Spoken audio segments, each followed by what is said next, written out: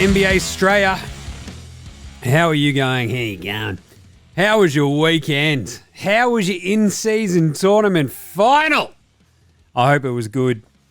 I had a 5-year-old birthday party right as the game was ending.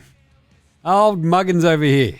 Really screwed the pooch on that one, didn't I? But the good thing was I was able to watch it all and watch it all on my phone and still be a good dad. Anyway, this is NBA Straya. I am your host, James Clements. I'm the editor of a good website. It's called CodeBet. You can find that at codebet.com.au. You can also see my ugly mug on Fox Sports Lab NBA, CodeBet Daily, Fox Sports Lab NFL. I'll pop up on the Cricket Talk podcast every now and then too. I'm here in Larryama Studios hanging out, giving you the lowdown on all things NBA and a little bit of Straya. That's what we do. I was saying yesterday at this party, it's weird. Now I've done 1,000. It's like, what do you do for 1,002? Well, we get to talk about the in-season tournament final because the Lakers, that's right, the Los Angeles Lakers. The Lakers won the entire thing. That's right. LeBron James can still play. He wins an MVP. We've got some quarter season awards today as well. And we'll wrap up all the games from the weekend with some weekend winners and losers. Chocker's show, actually. We've got That's Not an iPhone, Mate. No, Mate. Spud of the Night. Than Lonzo Ball. We've got some Yeah Nahs. We've got the Unpopular Opinion of the Day. We've got OUTBACK Takehouse, where we're serving up a flame grilled take. There is an Andrew Gay's Grey MAMBA Award for Outstanding Achievement in the Field of Excellence. No prizes for guessing who that might be. And we'll pick and preview a massive, what is it, like 13-game slate tomorrow? That's it. You know, that's what happens. A weekend of slacking for all the other teams, right back into it. We'll finish up with the daily review as well, because why not? All right, let's get into it. Episode 1002 of NBA Straya. Let's go.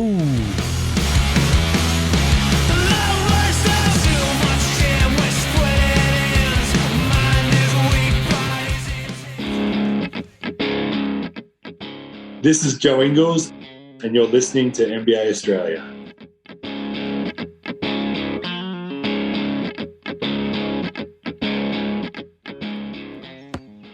Watch out for the Shaq attack! You better.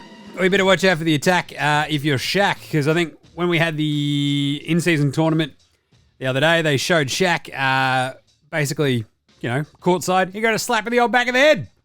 The old slaphead. What do you reckon? I think it was his son, Sharif, just gave him the old whack. It's pretty good. And he was like, I'm going to kill you later. I love that. Good vibes. I don't know. We're going to have one of the O'Neills, the crap ones down here playing in the NBL.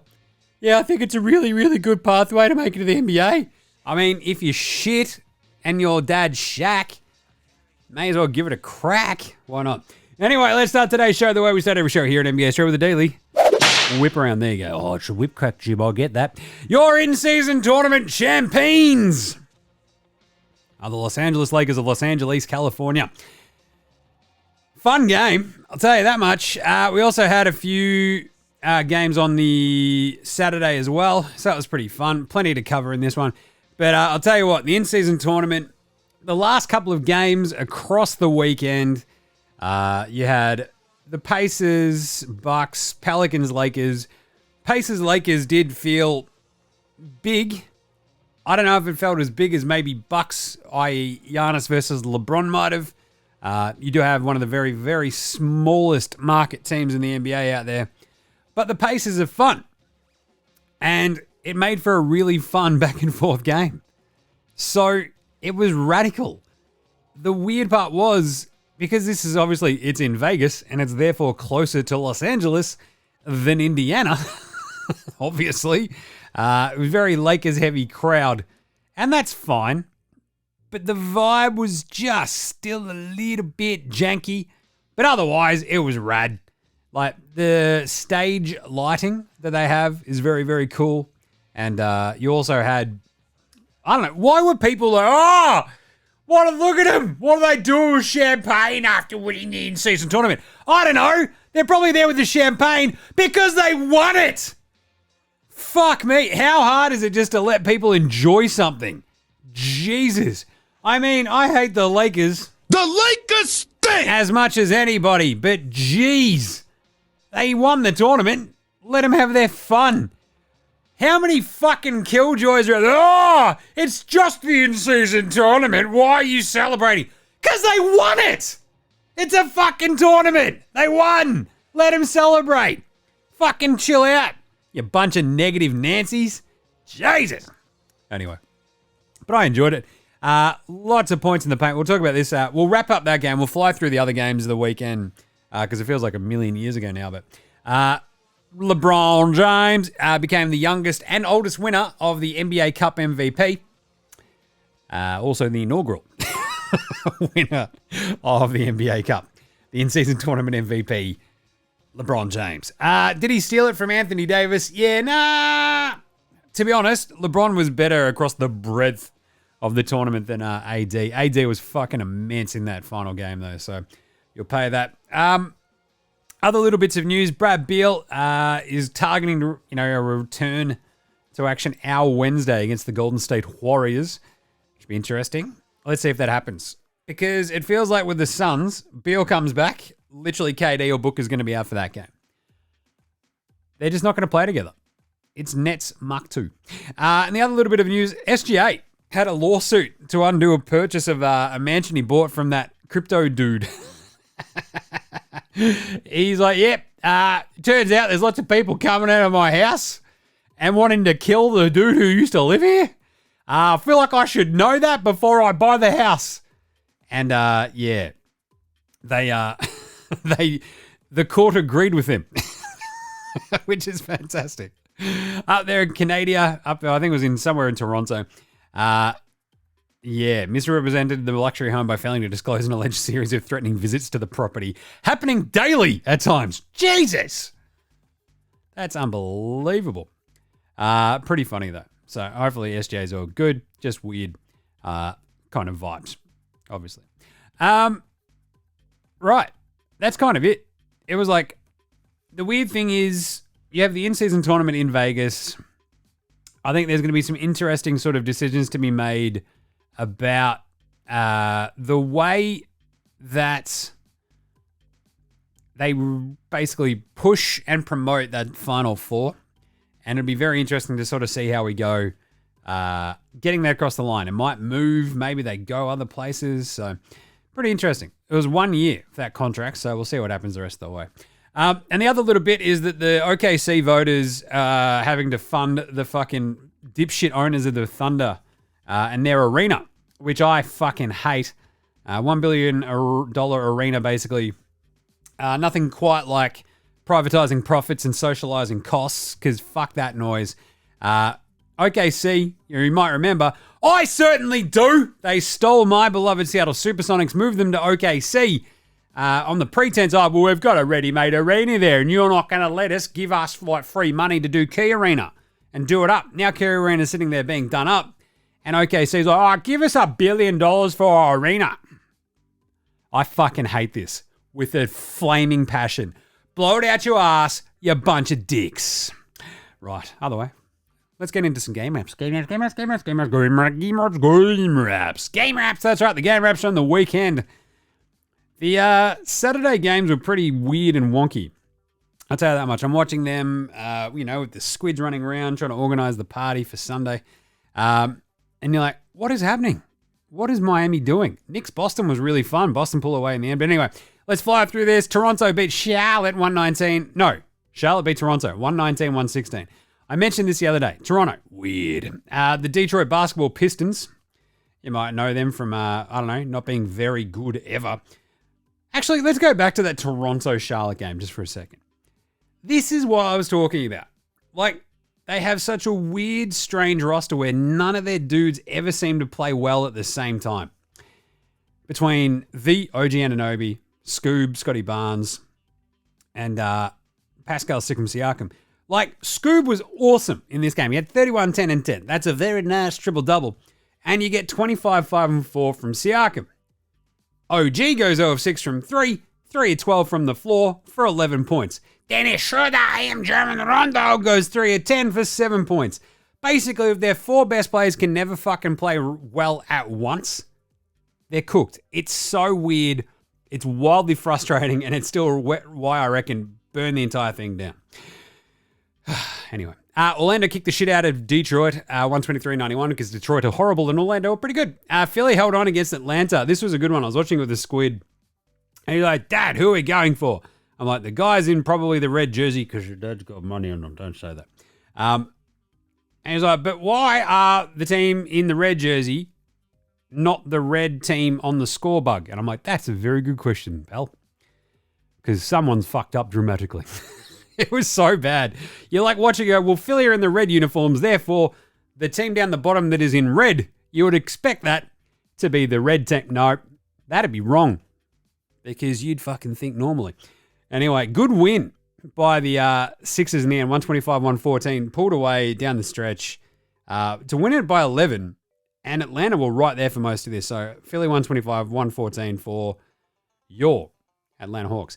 The Washington Wizards could not keep up with the Brooklyn Nets, 124-97, because the Wizards are horrible. The Knickerbockers gave it to Boston, and then Boston sort of just kept them at arm's length for a big chunk of that game, 133-123. Boston's defense really just sort of, anytime they kind of needed to stop against the Knicks, they got it. And the offense was just fucking flowing. They scored 133 points. The Knicks give up like 106. That's incredible. Great job by the Celtics. Cleveland went down to Miami and beat the Heat. That's right, 111-99 to celebrate the release of the Grand Theft Auto 6 trailer, no doubt. Golden State lost in overtime to Oklahoma City. A great game by the Thunder. Geez, you'd be pissed if you'd bet the Oklahoma City -3.5. Wouldn't ya? Because of fucking Podemski right at the end scoring a meaningless bucket as the buzzer went off to cut it to fucking 2. Couldn't be me. But the way they got it to OT was incredible by the Thunder, and then they just outlasted. They got up like big as well on the Warriors down the stretch and just put the hurt on them. The Warriors are a mess, and the Thunder really needed to win that game, and they did. Again, hey, Jim, was there any sighting of Josh Giddey in crunch time or overtime? No, there wasn't. Would you play him? Also, probably not. You're seeing the way they're guarding him? He went 4 of 12 in that game, 1 of 6 from downtown. He had 9 points on 12 shots. He's not played good at all. SGA was incredible, though. And that team, that Oklahoma City Thunder team, I thought that bet that I mentioned, we already screamed about, was dead and buried anyway, because I'm like, oh, well, down 3. They get it in there. Holmgren gets fouled on the 3-point shot, and boom. He, nails all 3. Great job, Draymond. Amazing gear. Steph misses the game winner. They go to overtime and lose. So, Thunder, up to 14-7. Warriors now 10-12.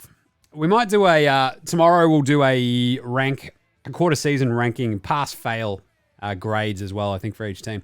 Today we'll do the awards, and tomorrow we'll do the pass-fail rankings. Minnesota kicked the shit out of Memphis, 127-103. Chicago held on against San Antonio. San Antonio kept this one close until the end, 121-112. Houston beat the piss out of Denver because Nikola Jokic has forgotten how to play basketball. Yeah, it's a bit weird, I'll tell you. It's just, he was going up against, you see, the Nikola Jokic for Wish that you made that joke about the other day, Jim, and then he was very, very bad. He was extremely bad. Şengün wasn't awesome. He had 17, 10, and 7, which is still pretty bloody good, of course, and they won. But Jalen Green had 25, Fred VanVleet had 26. And Joker shot 9 of 26.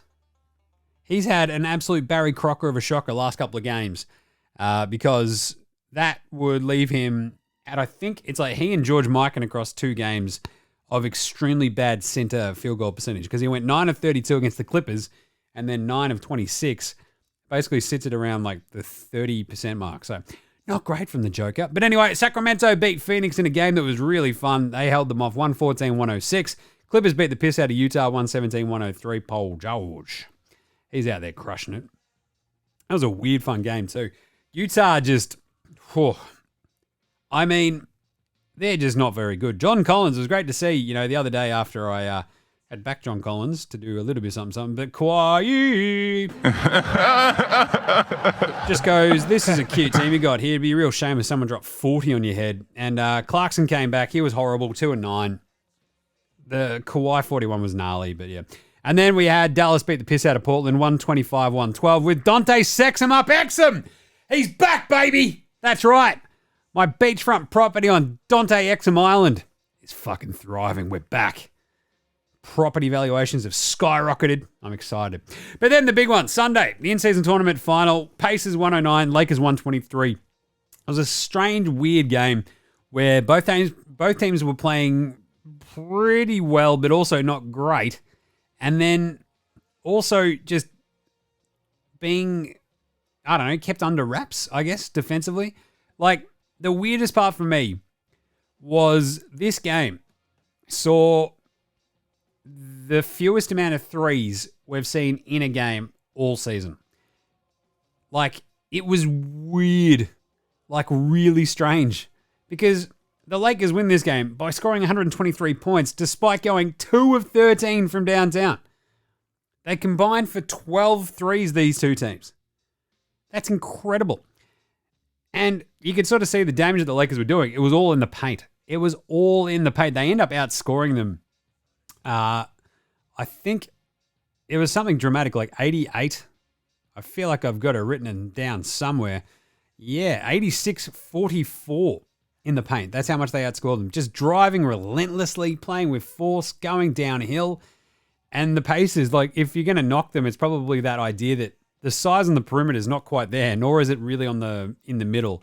And that's what really fucked up Tyrese Halliburton. Like, even though he had a pretty good, statistical game in the end, he ends up with 20 points and 11 assists, 3 turnovers, 8 of 14 shooting. Misses the only shots that he missed were from downtown. He goes 2 of 8. But just the sheer size of the Lakers, right? You can start with this Lakers team. You're starting D'Lo, Reddish, LeBron James, Torian the Red Bull Prince, and Anthony Davis. It's basically AD and a bunch of really tall dudes, and then D'Lo. Like, it's absolute carnage out there for Tyrese Halliburton. He's like, what am I meant to do?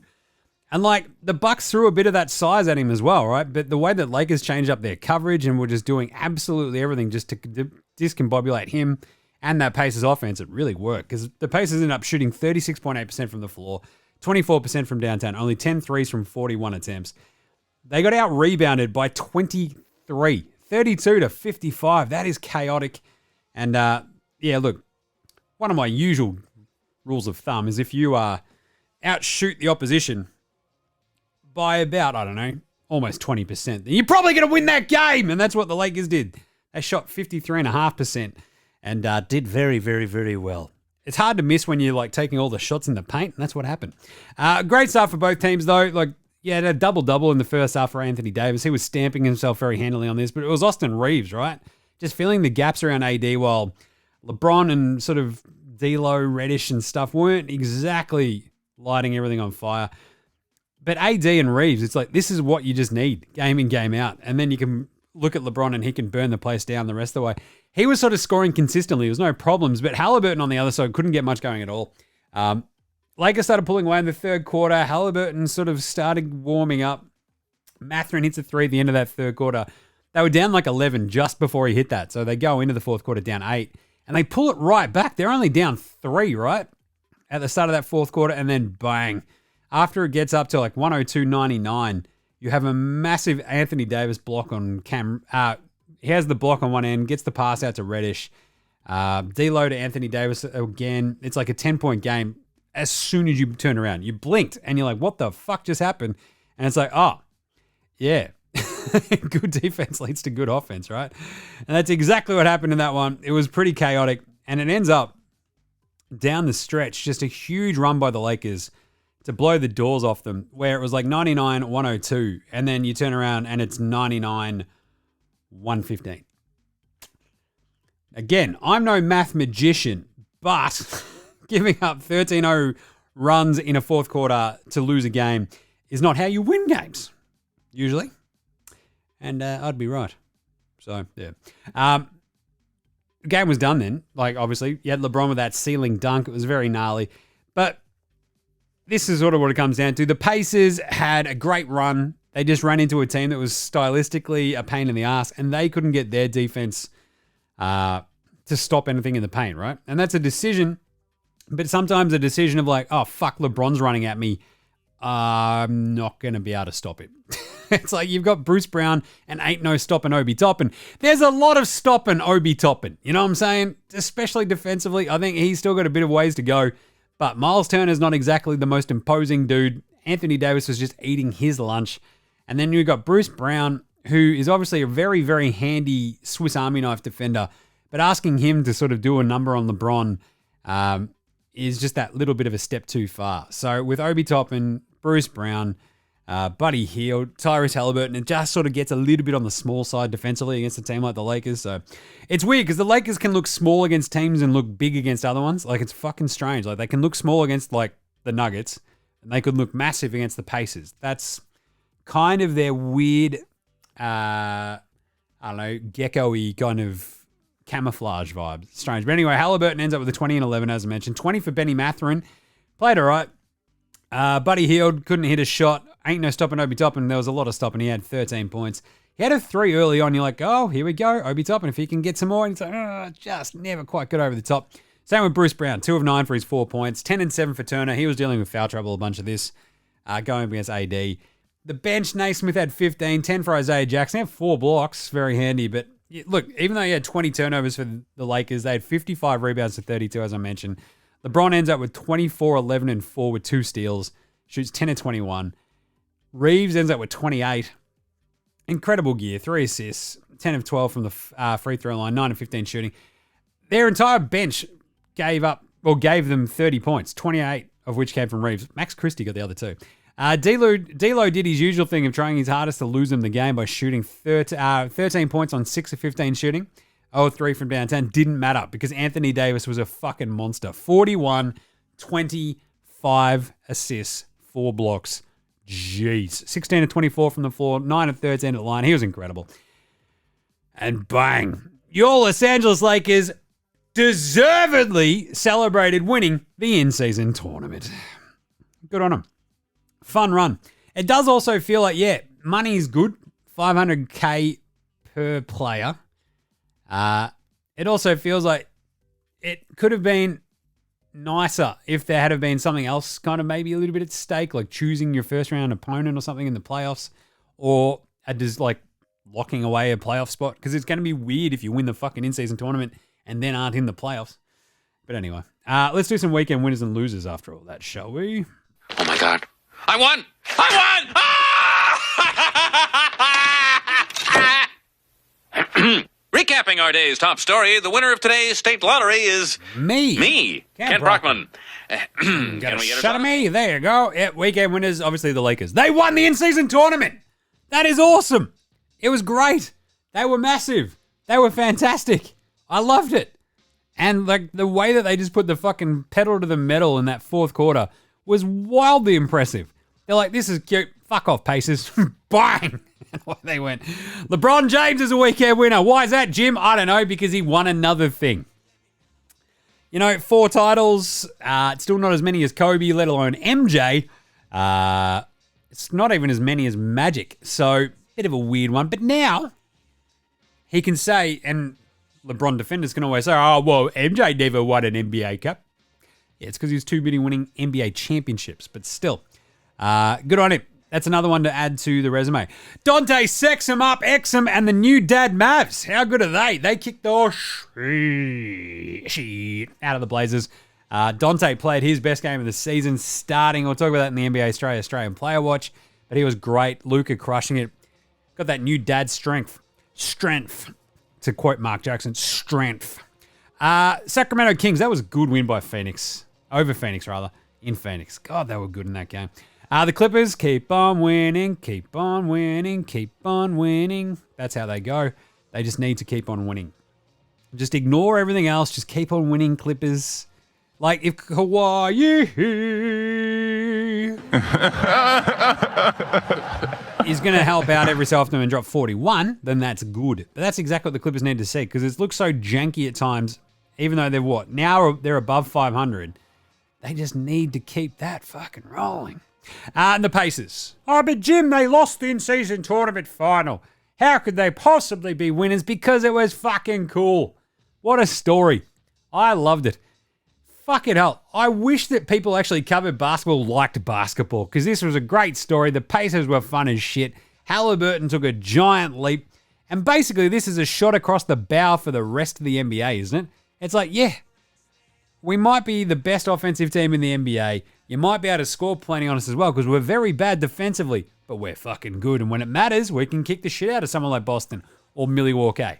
It's not Algonquin for the good land anymore. It's now like, I don't know, Algonquin for land of the people who are owned by Indiana. Jeez, that's probably not good. Anyway, let's do some losers. Weekend losers. Jesus.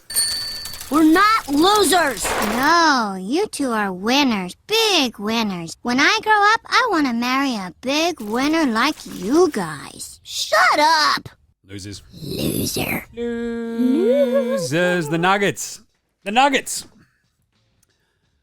Weird couple of games that they've lost. Lost to the Clippers, lose to Houston. Joker's just looking a little bit wonky. It's obviously a readjustment with Jam and Jamal Murray coming back, sort of in and outs here and there, and just like that really inexperienced bench. It's fine, but it's a worry, you know? And it should be. Because losing weird games like the Clippers and the Rockets, it's not really something the Nuggets were doing that much last year. But if you're going to do it in fucking the start of December. Well, we're getting towards mid-December, but still. OKC.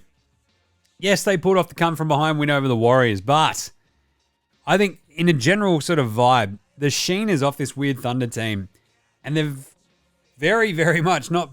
It's not even being a sneaky mess with the Giddy stuff. Like, it's just a fucking mess. They've been bad. He's been bad. The Warriors game was just like a reassertment of, okay, it's going to be all right, boys. SGA says, jump on my back. Let's get fucking going. And Giddy is just not being good at all. So that sort of leads to the Josh Giddey weekend loser vibe because, look, I hope for the absolute best in he turning around this slump. But obviously, sport is a mental game.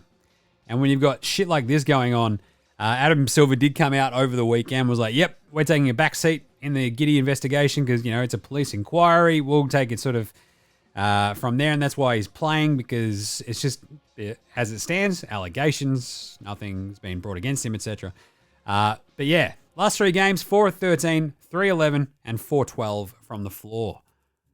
It's not been great. Prior to that as well, around the end of November, he went 4 of 13, 4 of 12, 4 of 8, 5 of 10. So, yeah, he's only shot basically 50%. Like, he hasn't shot better than 50% basically since mid-November against the Warriors. So, it's a bit worrisome. Don't like it. Obviously, the entire thing's a fucking mess. So, anyway, Raptors are losers just because they... I just keep bringing it up. It's weird. They're funkin'. They're just janky. I was trying to say they're fucking janky and then just like funky, but I screwed that up. But either way, the Raps, weird team. And the Warriors, the way they lost that game to the Thunder. But Jim, you just mentioned the Thunder were losers. Yep, but so are the Warriors because that is a weird team that can't afford to be losing like literally any more games because they're 10 and 12.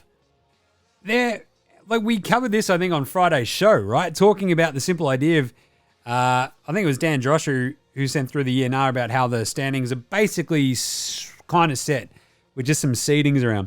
The Warriors are now like 1.5 games out of the top 10. They're outside of the play-in at the moment. They're 10 and 12. They're 5 and 6 at home, 5 and 6 away. They've got a point differential 0.4, so they're just scooching through. But defensively, they don't look that great. Offensively, they just like, Clay is just a shell of himself at times. And you're like, yep, it's because you're old. And here we are. Anyway, moving right along. Let's do some weekend awards, though. Like the NBA Straya Proof Performance of the weekend. That's not a knife. That's a knife. That'd probably be Anthony Davis. 41 points, 20 rebounds, 5 assists, and 4 blocks is just ridiculous. Like, he fouled Miles Turner out, and they kicked some ass. They took some names. They went absolutely hammer and tongs. He was incredible in that game. Like, at that start, the start of that first half, where he's just out there going, cool, here's a double-double on your head. Like, it's exactly what they needed, and the way that, like, LeBron was basically like, yeah, this was awesome. This is what he's meant to be. And I've been more than happy to shit on Anthony Davis plenty of times. But when he's on, he's a Defensive Player of the Year sort of caliber dude and an MVP sort of dude. The thing is, it's just the consistency. But if you can bring this in big games that fucking matter, that's huge, man. Also, it might have to go down as one of the great performances of the weekend when LeBron threw that champion hat to Anthony Davis. It was awesome. Like, do you know how hard it is to throw a hat, like, accurately? It was sweet. So, yeah, great job, AD. The way that he sort of took over in that down that stretch, in that 13-0 run, just to blow the doors off that game was fucking wildly impressive. So, you know, now they get to celebrate a championship in front of people, which is good, and I was happy for them. He was so fucking mega. Anthony Davis. This is what...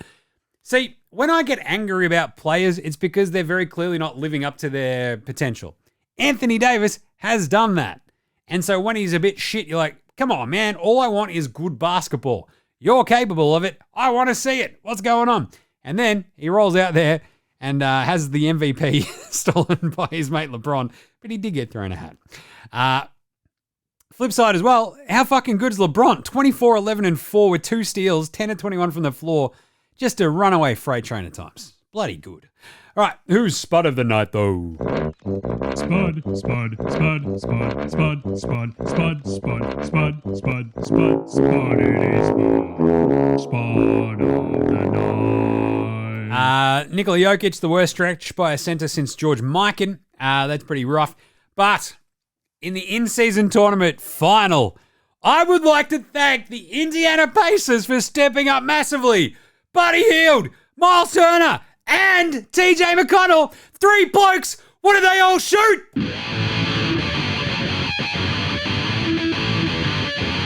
Chill. Right on my side is my ego becomes a funky child with some words on my tongue. Be like intake a breath and my mouth gets loose. So while I scatter my spit, I dream of juice. Have you ever made out in Taco Way? This place I kissed, I made the day.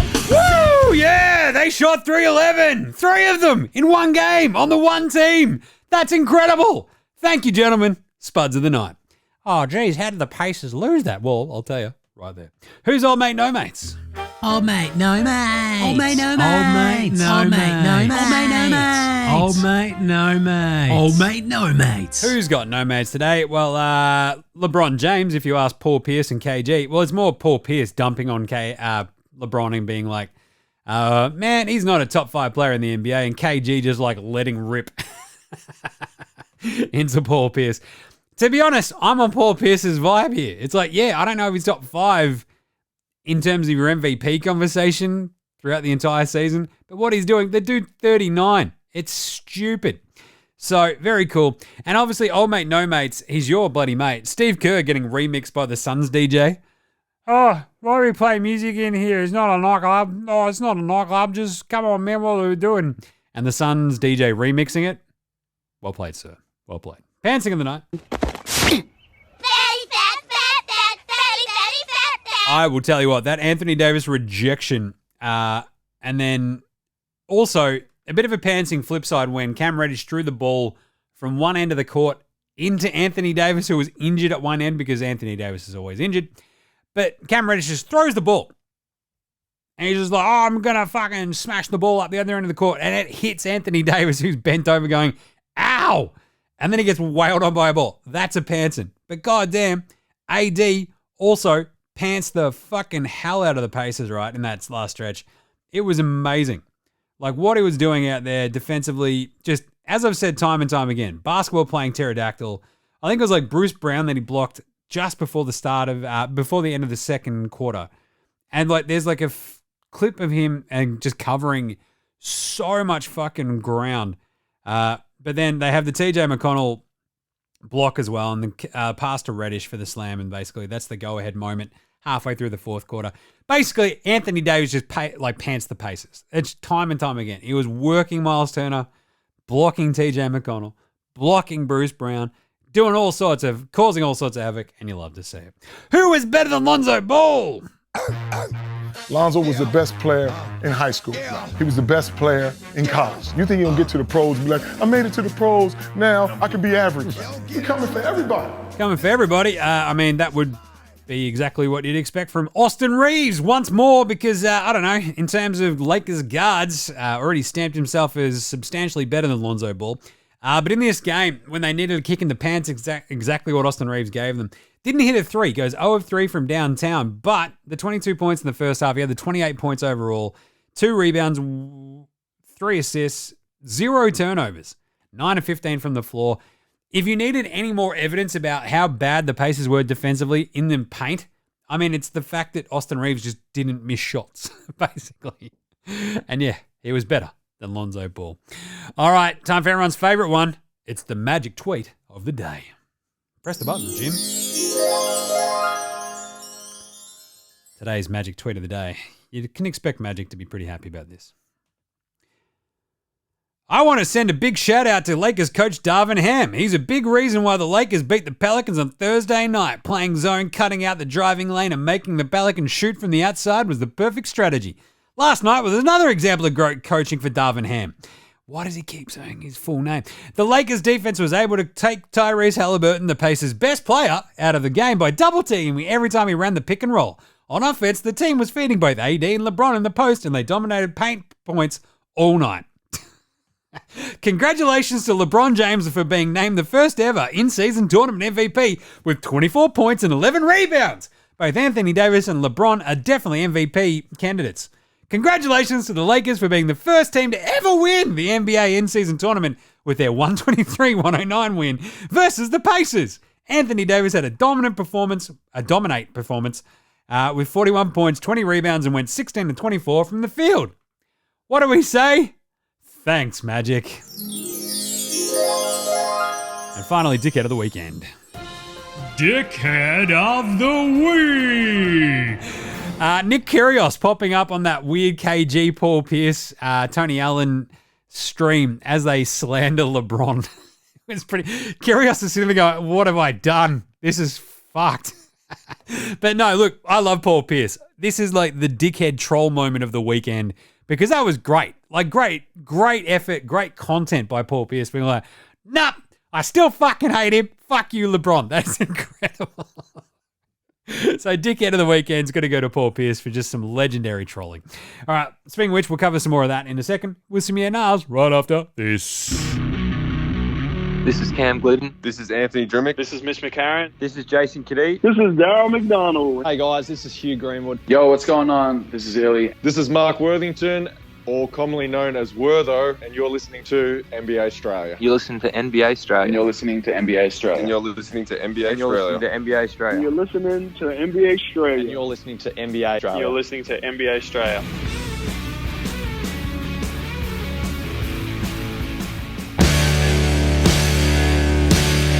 All right. Yeah, Nars are brought to you by the NBA Straya shop. Get your merch, get your merch. People! Get your merch, get your merch. Wear it! Get your merch, get your merch. Get your merch, get your merch. Listen to the man. Go get your merch, nbastraya.com/shop, or just click through on the socials. Lots of good t-shirts, hoodies. What do we got? Stubby holders. I don't think I've put the coffee mugs up yet, but you can still do that. Is LeBron top 5 in the NBA? KG versus Paul Pierce. Love this. Yeah, nah. I mean, in terms of MVP consideration, you'd have Jokic, KD, Luka, Embiid, Giannis, Tatum, Steph, LeBron. It's all sort of in the mix, right? And for a game like this where you're like, hey, LeBron, can you win us a game? He's like, oh, yeah, I can do that. Because there is the remarkable stat where winner-take-all games, i.e. Game 7s, playing games, etc., he lost his first 2 Game 7s, then has now won every single one since. So, pretty good. Pretty good. Bloke can play a bit. Is he top 5 in the NBA right now? I mean, overall, probably not. But in a situation like that, would you take him top 5? Fuck yes. 100%. Jazz Oz had some good yeah-nahs. We need the AD we saw today more often. Yeah, nah. I fucking loved his game today and he set the tone for the Lakers. Yeah, nah. Yeah. This is what I covered just then, right? Like, it's exhilarating when he's this good. A basketball playing pterodactyl. That's what he is. It's fucking rad. And it's so annoying when he's like fucking limping around. Oh, I've done my knee. Oh, I've done my shoulder. Oh, I've torn my groin. Like, just, I want to see him play. You know, that's all. Simple as that. But when he does play like that, it's fucking great. Number 2, Darvin Ham outcoached Rick Carlisle. Yeah, he did. Those defensive coverages they were throwing at Halliburton just were unreal. They're just like, yeah, look, Halliburton's not going to dictate this game. That's exactly what coaching does sometimes. Number 3, he's not the GOAT, but LeBron is awesome. Yeah, nah, aside from the cringy legacy talk that comes out of his mouth far too much, that's a side, yeah, nah.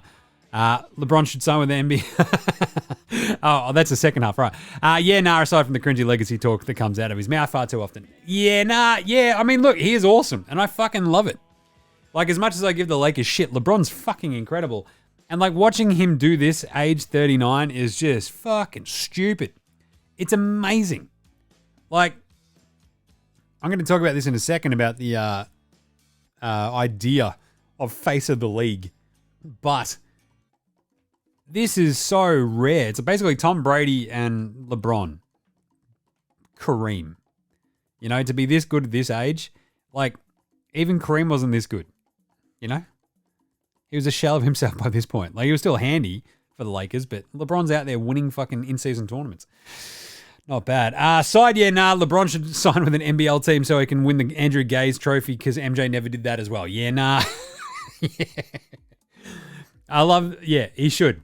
Bronny and LeBron James can come hang out down under and, I don't know, play for Melbourne or something. That'd be fun.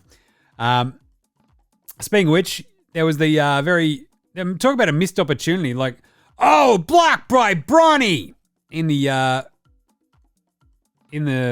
first ever,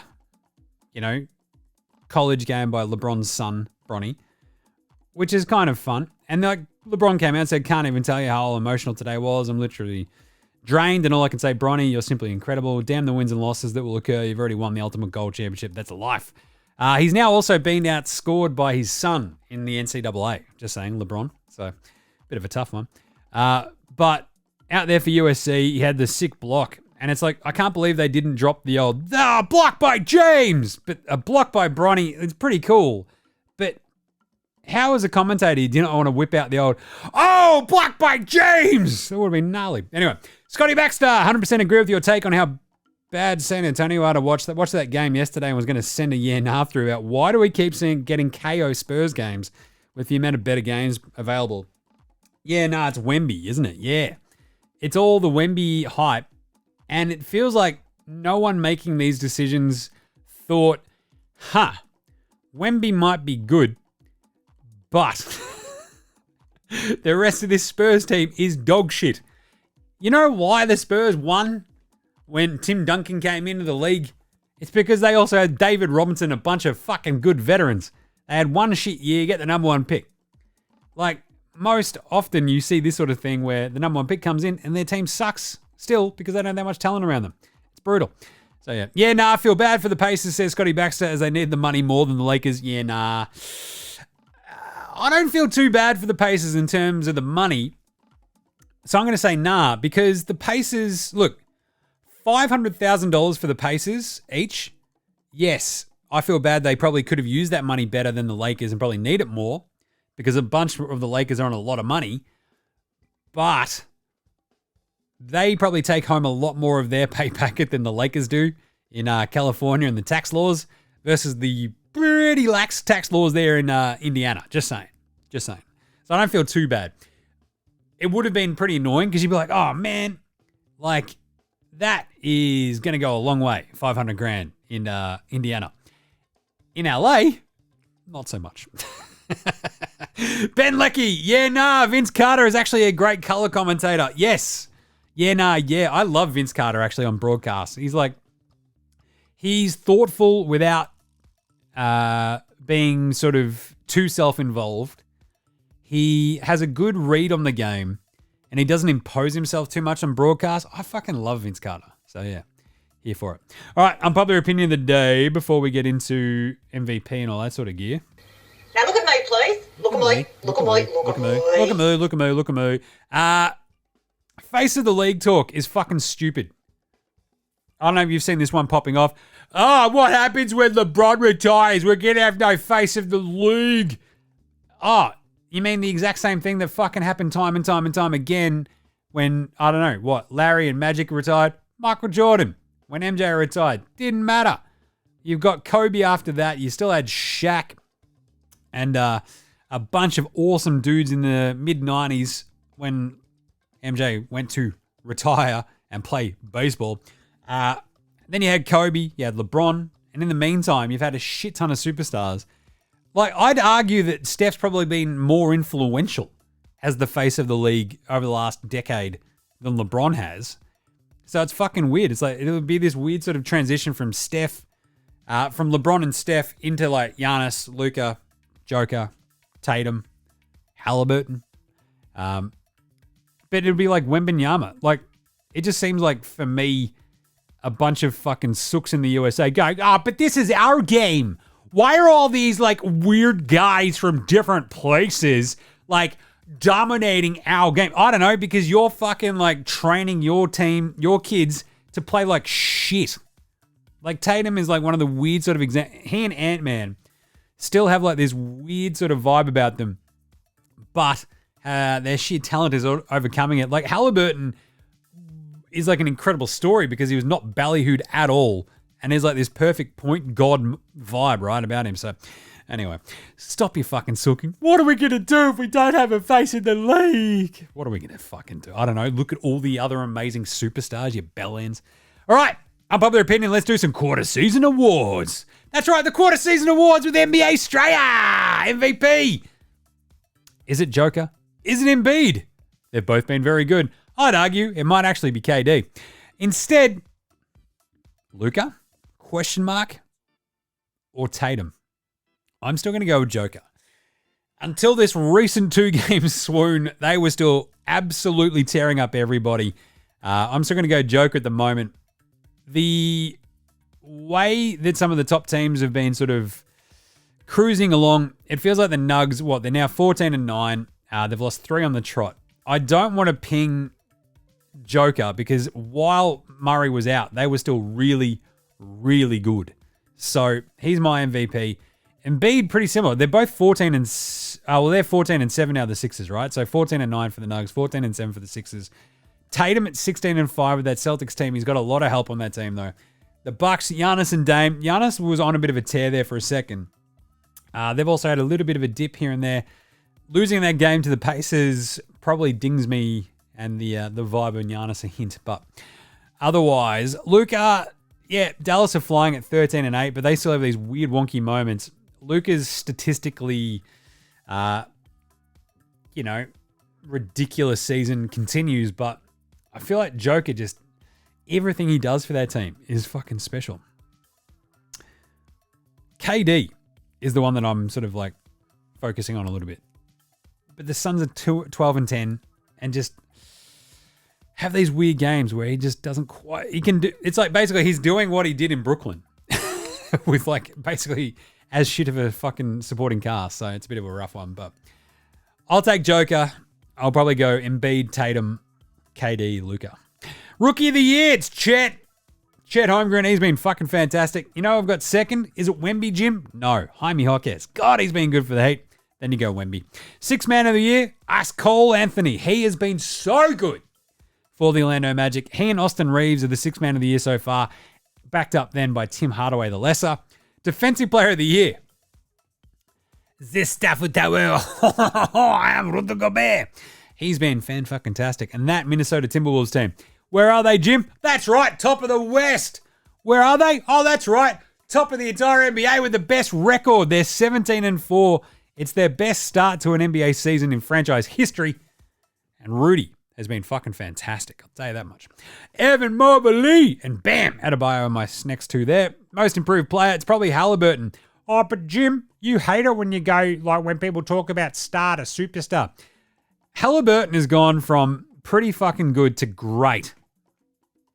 Same with Tyrese Maxey. So it's a double Tyrese for most improved player. Mikal Bridges is still rolling. Maybe Cam Thomas throw him in there too.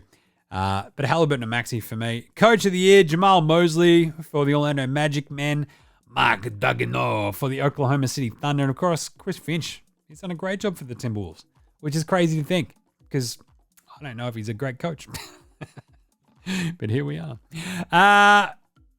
Best bloke you want to get a beer with right now. NBA Straya Award, Patty Mills. I just want to buy him a beer and go, Patty, it's going to be all right, mate. Worst bloke, pretty clearly Draymond. If he's not punching his teammates in the face, he's choking out 7'3" Frenchman.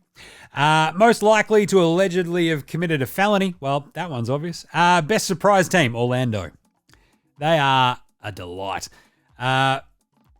Close runner-up, Indy. God, they're fun. Best team to watch, Indy. That's right. Worst team to watch, Detroit. Best punch-on that we've seen so far, well, it's Rudy versus Draymond because that was hilarious. Comeback player of the year, it's probably Zion. Like, considering we barely got this dude last year, it's just fun to see him keep playing more than anything, right? And you tune into a Pelicans game, you're like, oh yeah, Zion. But you know me, I've never been a giant Zion believer. I've always sort of felt like a lot of his stats are just like his diet, empty calories. And it's like, prove to me that you can contribute in a winning way to a winning team before I really invest in Zion. So, but it's just good to have him out there. And I believe it when I see it award. This one goes to the Extreme Zinger Meal. The Extreme Zinger Meal. Staying healthy all year. That has not happened already. And Brad Beal getting healthy and staying that way for the rest of the season. That's just not going to happen. All right. What about an Outback Takehouse? Shall we fire it up? It's Thursday. No, it's Monday. What are you doing? It's Monday at Outback. It's just been such a long weekend, I'll tell you what. But the good thing is, it means the special on today's Outback Takehouse menu is, that's right, Honey Joys. That Australian classic. We've got chocolate crackles and Honey Joys. Because we've got a bunch of them left over from the party yesterday. So we've chucked them on the menu. Only at Outback. They're bloody delicious, I'll tell you that much. And today's Flame Girl take is, just like the bubble title, this one doesn't mean shit for LeBron's legacy. Only at about... No. To be honest, I think it's actually really fucking cool for LeBron's legacy that he did win the inaugural NBA Cup. Like, I think that's pretty fucking awesome. Because it's sort of the one thing that you go down in history is like, yeah, the first time we won, like, we ran this competition in season, LeBron and the Lakers won it. Did Adam Silver rig it? 100%. Did you see some of those calls going against the fucking Pacers? Just saying. All right, we'll take a quick break. Be back with Strayan Player Watch very quickly and then preview all the games tomorrow right after this. This is Chris Anstey and you're listening to NBA Straya. All right, let's do it. Box Hill Benny still not back. I've already talked about Josh Giddey. He had a bit of a rough one on the weekend as well for the Strayan Player Watch. That was not a great game for Giddies. 25 minutes, 4 of 12 shooting, 1 of 6 from downtown for his 9 points, 9 rebounds, 4 assists. He did have 3 steals, only the 2 fouls, but it's always worrying when your team's not playing you in the fourth quarter or crunch time or OT, you know? It's never great. I'm just saying. Rock'em, Sock'em, Block'em, Jock'em, Landale. Hasn't played since the start of December. Bit of a rough one there in Houston. Hopefully he's all right. Patty Mills got out there on the weekend, though, against the Sixers. He played 17 minutes, went 1 of 4 from the floor, 1 of 3, which from downtown. So he ends up with 3 points, 1 rebound, 2 assists, a block and a steal. Bloody, just good to see him out there. That's all I want. I just want more Patty more of the time. We had no Pelicans game on the weekend because they played the in-season tournament, so Dyson, the Vacuum Daniels, didn't get out there.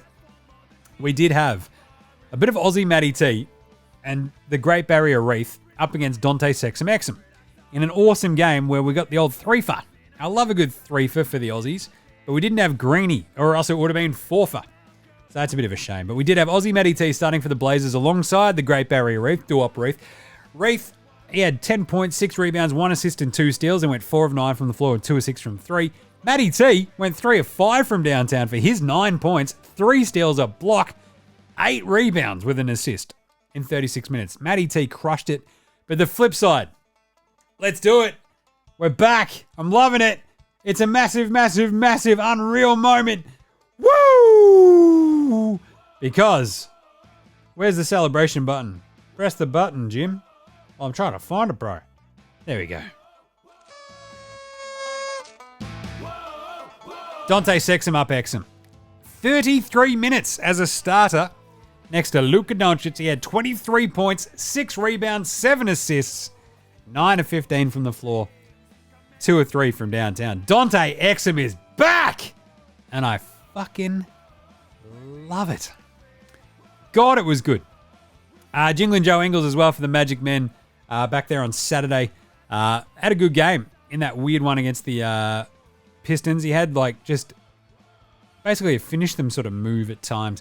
He played 16 minutes, went 2 of 3 from downtown for 6 points, 4 rebounds, and 5 assists. Bloody good, I'll tell you that much.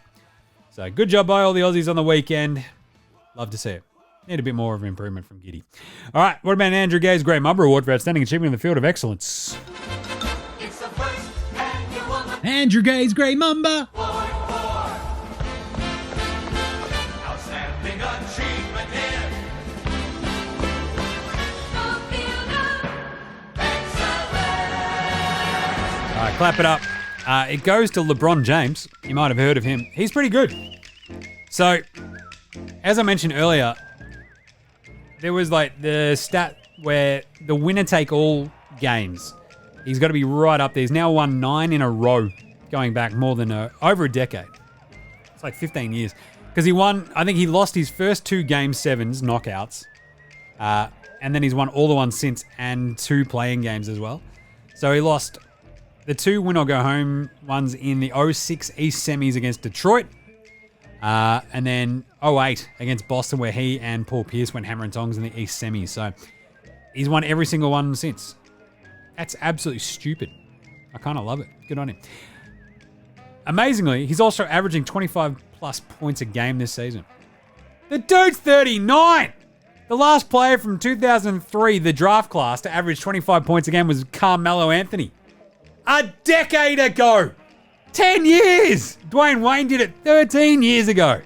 It's just fucking stupid. But just to ram home the point of how good LeBron is. 21 years, 19 times he's been an All-Star. 19 times he's played All-NBA. He's been All-NBA. 6 times All-Defense. 4-time MVP. 4-time NBA champ. 4-time Finals MVP. And now, first-time NBA Cup winner and in-season tournament MVP. Yeah, not bad. Not bad. All right, Patty Mills Game Day, Baller Game Day Twitter check-in. Let's have a look and see who is causing havoc up here on the socials. Where's Patty? Patty with the good hair. Oh, we did have the Rock'em Sock'em Block'em Jock'em Landale suit one, which was good the other day. And he had the one with the misses. Patty. That's all right. We had some good highlights though from Patty, so go check those out on Twitter. That's just the way to do it. All right, let's do some game previews for tomorrow. We've got heaps of games. Game previews. Thanks, Inadvertent Bane. Not a problem, Jim. How was the baby's weekend? The Squid's weekend. Squid number 1 turns 5 in a couple of weeks. So Eddie's birthday party now because his birthday's Christmas Day, which is a bit rough. But I was actually taping stuff for NBA Straya when old mate went into labour with the first one. You might remember the Christmas jingles, the Christmas carols, the NBA Straya one. I was putting that up on YouTube when she was going into labour. Good stuff. 5 years later, here we are. But it was great. I had a really fun party. I cooked a shit ton of snags and burgers and smashed a million tins. It was good. All right. How'd we go on the weekend for picks? I had that up before. Let's have a look. NBA Straya picks. We did, I think it was 8 of 11. Oh, I don't have it on this computer. I think we went 8 of 11 against the spread on Saturday, and we missed out on the Indiana. I had picked the Pacers to at least cover, if not, win outright. So anyway, tomorrow though, we've got Charlotte hosting Miami. I'm going to take Miami on the road, -4.5. I don't like that very much after we saw what Miami delivered against. Actually, fuck that, yeah. Miami looked really bad the other day against Cleveland. Cleveland at home. So they're going on the road to Charlotte. The Hornets are not much chop, but they do have a bit of scoring on the perimeter. +4.5. Terry Rozier, Miles Bridges and co. Even if they lose, maybe they push Miami a little bit. Charlotte have more weapons than you think, is basically my point there. Indiana. That's right, the Pacers, fresh off the loss to the Lakers, they go to play the Detroit Basketball Pistons, who are bad. Let's go the Pistons minus... not the Pistons. We're going to go the Pacers minus... That's two... never thought about that. That's two racy cars vibes, isn't it? Pistons and Pacers. Anyway, let's go the Pacers minus 6.5. That offense is still awesome. So I think they'll be fine. Blowing the doors off a horrible Pistons team. Especially without Jalen Duren. Cleveland. Plus 2.5 in Orlando. This is a tricky matchup. Orlando have been really good defensively. I just feel like Cleveland's size and the point of attack with Donnie Mitchell and Darius Rucker, Judy Garland probably has a little bit too much for the Magic. But it wouldn't surprise me if the Magic win this one, but I'm going to lean with Cleveland. They are such a frustrating team to watch. And Orlando, even though they kicked the piss out of the Pistons the other day, they've had a couple of little wonky games here and there. So let's go Cleveland plus 2.5. Washington, Philly again. Philly minus 11.5. Yeah, because Joel Embiid hates Daniel Gafford and is going to kick the fuck out of him once more. So give me Philly minus 11.5. Denver, get right game against Atlanta. Can they pull it off? They're 2.5-point favorites on the road, the Nuggets. I actually like them a little bit in this one. So let's go Denver minus 2.5 in Atlanta. The Hawks, look, DeJounte Murray, Trae Young, bit of size there that they can throw it. Joker and Co, but I think Denver is too good. The New York Knickerbockers of New York City against the Toronto Raptors. The Knicks at home, minus 4.5. It's another wonky line for the Raptors. I'll take the Knicks there, minus 4.5. San Antonio, go to Houston. Now, Houston, fresh off a win against Denver. Houston, all they do is win, no matter what at home. And should be way too good for this wonky, bad Spurs team. The 8.5 is tempting to take for the Spurs, but we've seen them sort of just like come up a little bit short and then just get their doors blown off them. So the Wolves didn't put them to the sword the other day. They only won by 8, but I think Houston, with all that shooting, probably could. Dallas at Memphis. I think this is a nice spot for the Grizzlies at home. A little bit of rest. Mavericks have got just like a litany of pretty rough, injuries, because we've got, I tweeted this out today, we've got a injury list that is Kyrie's out, Grant Williams is out, Josh Green's out, Max Shakir is out, and then you got a couple of the other dudes in the G League. It's Luka and not much else. So it's a little bit of a worry for me. I will take the Memphis Grizzlies plus 2.5. Chicago, go to Milwaukee. It's Algonquin for the good land. The Bulls are 11.5-point underdogs on the road in Milwaukee. Milwaukee have been good, but they're not kicking the absolute bejesus out of teams. So I'm taking the Bulls plus 11.5. Minnesota, go to New Orleans. This is a weird one. I don't know if I actually had a line for this. Let's just quickly check to see if there's one there now. Because Minnesota should win this one pretty handily. But it's a good, weird sort of matchup.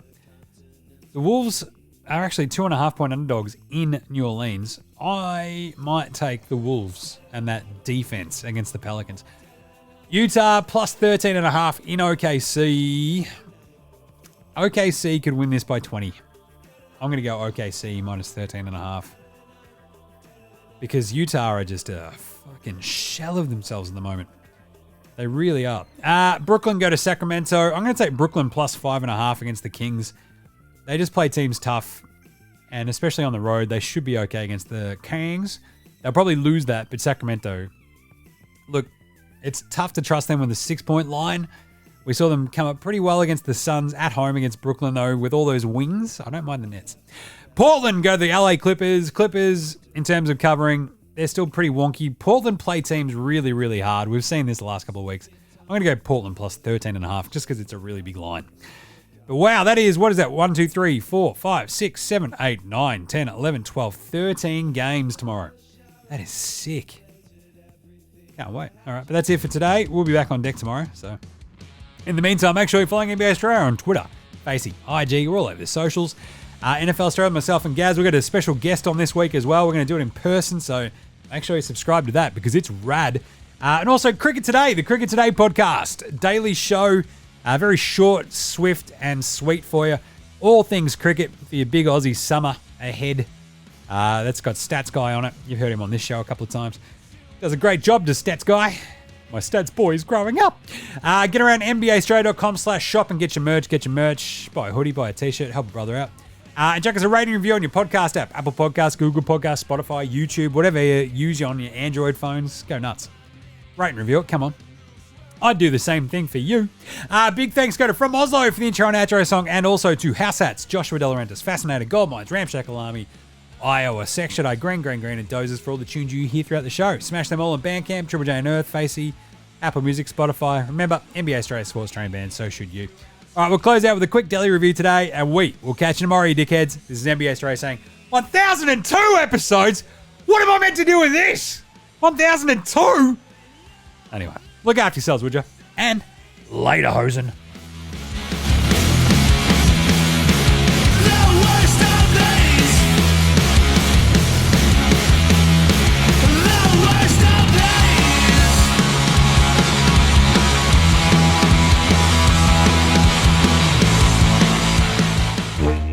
Oi, oi, oi, how the fuck is you dickheads? It's your old man Deli over here, just swinging by for my latest pop culture review, and I've got to tell you. So, bit of a random weekend, sort of like hanging out. Misso's like, I've been watching all these like SBS movies and shit. I'm like, you've been watching softcore porn, nice. And she's like, no, you dickhead, I've been watching like foreign language films. And I'm like, softcore porn, nice. And she's like, no, just real fucking good thinky shit. And I'm like, all right, sick. She's like, I don't want to watch this one. It's about a chef. And I'm like, fuck, here we go. What is it? The fucking Bear, but a movie? And you're like, basically, yeah. But it's this one that's shot in like real time. It's called Boiling Point. It's got like two of the blokes from like Lock, Stock and Two Smoking Barrels and shit, which I also fucking love, I gotta say. And it's like some British restaurant and shit. And it's just fucking mental. It's like shot in real time. So, no spoils, nothing, but it's fucking good. Go watch it on that SBS's app. Because it's not actually got any porn in it, but, you know, still pretty bloody good. And, yeah, I'd give it about 18 out of 10 deli ones because it's fucking good. Real interesting because, you know, if you're really into, like, restaurants and food and shit, I mean, you can probably learn something about it. But it's more about, like, the interplay between peoples and, like, all the different characters and stuff and all their motivations and gear. So, yeah, it's really interesting. So, go check it out. What's it called? Boiling Point on the SBS's. All right, that's it for this week. I'll catch us next time. Motherfuckers, deli out.